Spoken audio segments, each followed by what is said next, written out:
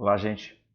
Então a gente vai começar um novo capítulo no nosso curso, quer dizer, uma mudança grande de tópico. A gente vai começar a falar sobre otimização em estatística, que é utilizada em qualquer tipo de estatística, mas tem um papel especial aí quando a gente está falando de estatística frequentista, e a gente vai focar nela nos exemplos que a gente vai desenvolver. E a gente vai começar discutindo um método específico, que é o método de Newton para fazer a otimização. Ele é um método que todo mundo tem que saber, é um método básico. Talvez vocês já tenham visto ele antes em cálculo numérico, ou em outras disciplinas de inferência, talvez em MLG, alguma outra disciplina dessas. Ele é super importante, mas antes de a gente falar em detalhes sobre ele, a gente vai só lembrar brevemente porque a gente poderia estar interessado em fazer otimização, né, achar o máximo ou o mínimo de uma função quando a gente está pensando em estatística. Então, eu trouxe dois exemplos aí. Em geral, a gente pode ter uma função de θ, que a gente está pensando em otimizar, e dois exemplos aí que a gente usa com frequência são, a gente pode ter um modelo de regressão aí, né, uma função. Aqui eu peguei uma regressão linear, né? Então a gente tem um θ transposto x, um exemplo simples aí. E daí a gente pode definir os resíduos da nossa regressão como sendo uma variável y menos a nosso regressor, né? Que nesse caso é θ transposto x. E a gente pode querer minimizar alguma função desses resíduos. Então, por exemplo, a gente pode querer minimizar o erro quadrático médio, né?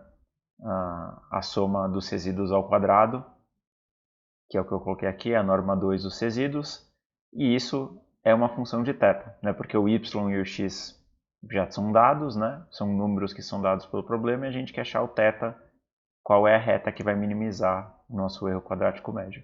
Então a gente está interessado em minimizar um g de θ aí, nesse problema de minimização de resíduos. E é claro que existem muitas outras funções dos resíduos que a gente poderia imaginar em minimizar. Por exemplo, a gente poderia minimizar a soma do módulo dos resíduos, por exemplo, né? Que é o erro absoluto médio. A gente poderia, em geral, tomar uma norma P dos resíduos, né? Que é a somatória do módulo do resíduo elevado a P.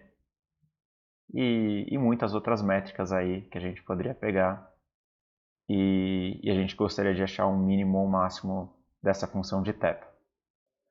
E um outro exemplo que a gente vê com frequência em inferência, por exemplo, é quando a gente está querendo achar o estimador de máxima verossimilhança. Então a gente tem a função de verossimilhança aqui, que eu chamei de ln de θ, que é simplesmente a nossa densidade conjunta dos nossos dados, y1, y2, yn, dado θ. E a gente quer achar qual é o valor de θ que maximiza a verossimilhança dos dados. A gente interpreta como sendo o θ mais plausível, né, por exemplo. E a gente vai, na aula de hoje, a gente vai focar nesse problema da estimação de máxima verossimilhança, mas é claro que os métodos que a gente vai ver também poderiam ser feitos para minimizar os resíduos e outros tipos de função que a gente poderia minimizar.